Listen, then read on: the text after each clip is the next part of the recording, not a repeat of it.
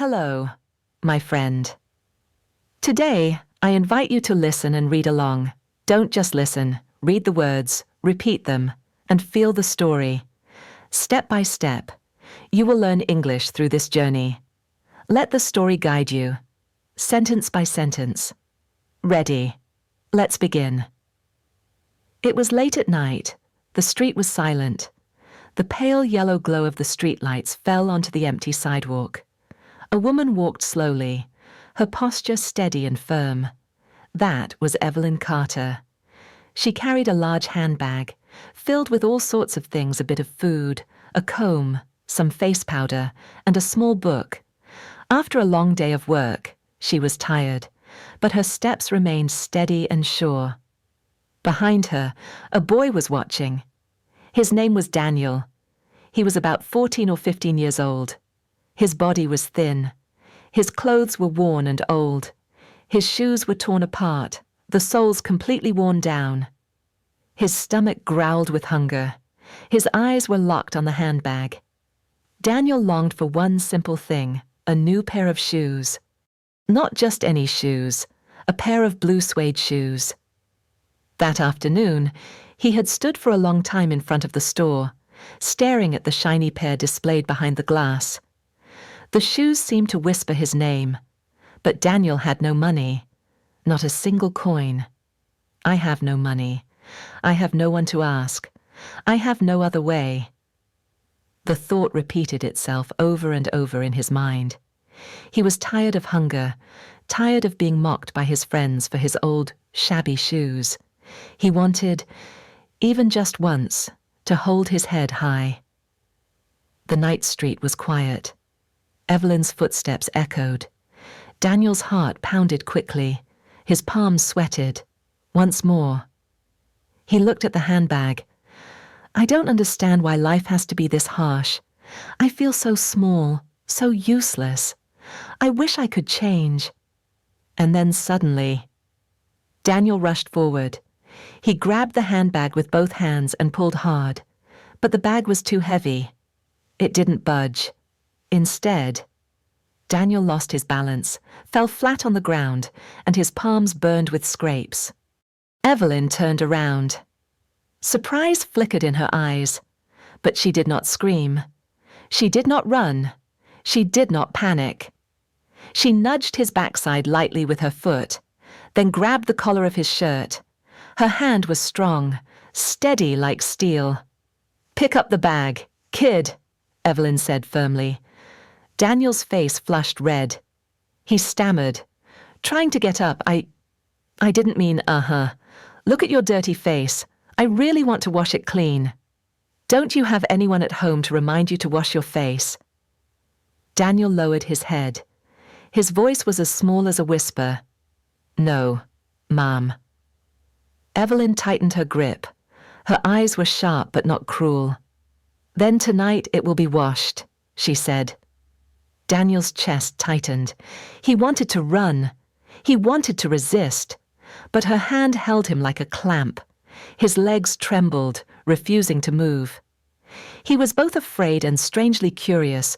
Why wasn't she angry like other adults? Evelyn began walking, dragging him along. Daniel stumbled, his heart racing. The night felt darker, his breath quick and shallow. But she did not take him to the police station. She did not call for help. Instead, she led him into a small alley and stopped in front of an old apartment. The door creaked open. Go in, she said. Daniel froze. Should he run? Should he break free and dash back to the street?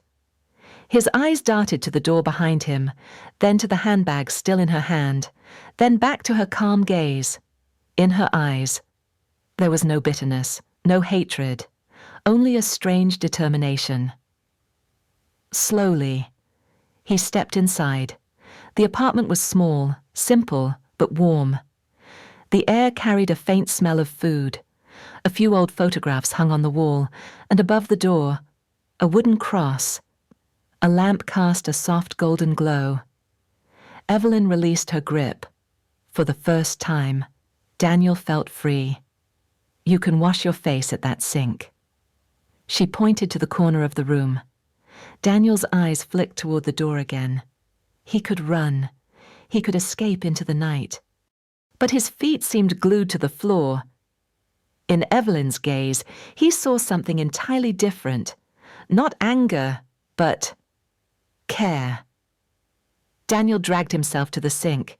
He turned on the tap and splashed water on his face. The cold water stung his skin, but cleared his head. When he lifted his face, he saw her already holding out a small towel. He took it quietly.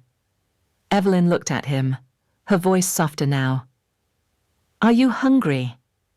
Daniel's throat tightened. He meant to deny it. He meant to act strong, but the truth slipped out. "Yes, ma'am." In that moment, something changed. The atmosphere in the room shifted, the tension eased, the fear faded. His stomach rumbled loudly, answering for him. Evelyn nodded gently. She set down the handbag, walked to the small kitchen, and began preparing a meal. Daniel stood still, bewildered, watching her. He had thought he would be scolded, taken to the police, branded a thief. But no, before him, there was a stranger who treated him as though he were her own son. Daniel's chest grew heavy. A question lingered in his mind. Why? Why would she do this? Why him? And then Evelyn turned, speaking a single short sentence, enough to open a path to an entirely new journey. If you want a different life, you can try a different road. Daniel sat on the old wooden chair, his eyes still filled with confusion. In front of him was a small dining table where Evelyn was placing each dish a bit of green beans, a slice of cold meat, and a steaming cup of hot cocoa. The aroma spread through the room, making his stomach rumble once again. He was not used to this scene. I am not used to being invited to sit, and I am not used to having food prepared with care. He stammered. Can I really eat this?" Evelyn pulled out a chair and sat across from him. "Of course, go ahead. Try it." Daniel lifted the spoon and sipped slowly. The warm taste filled his mouth, slid down his throat, and settled in his chest. Tears nearly spilled, but he held them back. Why was she being kind to him? He had just planned to steal her bag. After a few bites, he whispered, I'm sorry." Evelyn looked straight at him. She did not scold, nor did she smile. She simply asked calmly, "Why did you do that?" Daniel lowered his head and muttered, "I wanted money to buy shoes. The blue shoes. I wished I had them." There was a moment of silence. Then Evelyn nodded. "I understand. But stealing is never the way. You can ask. You can work. You can find another path. Stealing will always cost you more than what you get." Daniel looked up and met her eyes. There was no contempt, only firmness. His heart ached at that moment. From then on, a new rhythm began. The next day, Daniel remembered that evening.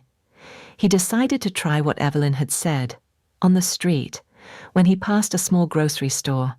His hand almost reached out to steal, but her voice echoed in his head. "You can try another way." He took a breath, stepped inside, and asked with a trembling voice, "Sir, is there any job I can do?" The shop owner looked surprised. Then he let Daniel clean up the store in exchange for a little change. As he left, Daniel clenched the coins in his hand. His heart pounded. I did it. I didn't need to steal. A small joy, but real. The following day, he tried again. This time, an elderly woman needed help carrying her bags. Daniel rolled up his sleeves and helped her. In return, she gave him an apple. He ate the apple as he walked, smiling.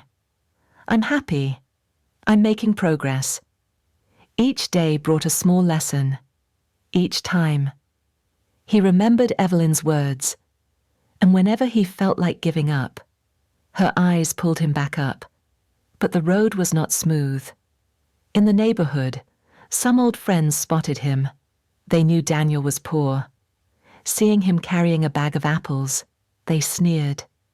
"Hey, Daniel, since when did you become a servant? That's hilarious." Another chimed in, "If you've got no money, just steal. That's faster." Their laughter pierced his chest like needles. Daniel froze. A part of him wanted to run, to go back to the old ways. But then he remembered Evelyn's eyes, the warm table, and her words. "You can try another path." He took a deep breath and answered quietly but firmly, "I don't want to steal anymore." The group burst out laughing. "He's gone stupid," they mocked, then walked away. Daniel swallowed his tears. But inside, he felt lighter. At least he had chosen. That evening, Daniel went to Evelyn's small apartment. She opened the door, saw him, and smiled. "Have you had dinner yet?" He shook his head. "I have a little money from working. I wanted to buy bread. But I thought I wanted to tell you first." Evelyn pulled him in and sat him down. On the table, she served a simple soup. As he ate, Daniel told her everything that had happened. She listened and nodded. "That's right. People will laugh. They will look down on you. But as long as you're patient, they will see you're on the right path," Daniel whispered. "I feel happy. I'm surprised. I'm truly happy because I can be different." Evelyn placed her hand on his shoulder and spoke slowly. "Every step you take today will lead you to a different tomorrow. Don't rush. Don't fear. Just keep going." Daniel looked at her, and a new sense of belief rose inside him. He no longer only thought about the blue shoes. He began to think about another life, a bigger one, waiting ahead. In the days that followed, Daniel kept trying. Every morning, he went out into the streets to look for odd jobs, cleaning windows, carrying boxes, sweeping leaves. The money he collected was not much, but every coin felt like a victory. He placed them in a small box, counting them over and over again. There were moments when he wanted to give up. The blue shoes in the store window still seemed so far out of reach. He wondered, when will I ever be able to buy them? Is it even worth it? But then, the image of Evelyn returned to him, her steady hand, her calm voice, her trusting eyes. One afternoon, just after Daniel finished carrying buckets of water for a diner and stepped outside, he found his old friends blocking his way. The biggest one smirked. "Hey, Daniel, haven't seen you in a while. Where are those blue shoes? You must be rich by now." "Huh." They burst into laughter. Daniel stayed silent. Then he answered, his voice firm. "I will have them, but in my own way." One of them shoved his shoulder, snarling. "What way?" "Sweeping trash. You're such an idiot." Daniel felt his chest burn, but he did not back down. He walked straight ahead, ignoring the laughter. Inside, a small sense of pride rose. At least, I did not bow my head. That night, Daniel returned to Evelyn's apartment. She was sewing under the lamp. When she saw him, she looked up and smiled. "Come here." Daniel sat down, took out the small money box, and opened the lid. The coins glittered inside. He whispered, "I've saved this much, but it's still far from enough." Evelyn looked at him for a long moment. She remembered the first time she met him, a trembling boy, his face dirty, ready to run. Now, in his eyes, there was fire. She nodded. "You've done well. Very well. What matters is not the shoes, but that you've learned how to walk with your own true feet. Daniel looked up, surprised. Walk with my own true feet. Evelyn smiled. That's right. You chose the harder road, but a cleaner one. And you've already walked it. That is real strength. A week later, Daniel gathered all his courage and stepped into the shoe store. The salesman looked at him with a flat expression. What do you need? Kid Daniel pointed to the blue shoes behind the glass. I want that pair. The man took them down. Daniel's hands shook as he placed the coins and small bills on the counter. He knew he was still short. His heart pounded like a drum. But before he could say a word, a hand rested gently on his shoulder. It was Evelyn. She had been standing behind him all along, watching him with pride. She laid down the remaining money on the counter and whispered, "The rest. I'll give you. But remember, this is not charity. This is a reward for your effort." Daniel choked up. He clutched the shoebox, his eyes brimming with tears. For the first time, he had something he had long desired. But more than the shoes, he understood something deeper. I can change. That afternoon, Daniel wore his new shoes and ran through the streets. The blue shoes gleamed in the sunlight, but his smile shone even brighter. People turned their heads to look. Some of his old friends stared in disbelief. Daniel did not need to boast. He just walked, light and proud. In his mind echoed Evelyn's words, "You have learned how to walk with your own true feet." That night, he returned to the small apartment. Evelyn was sitting by the window, holding a cup of tea. Daniel stepped in, his new shoes on his feet. She looked at them and gave a slight nod. Beautiful.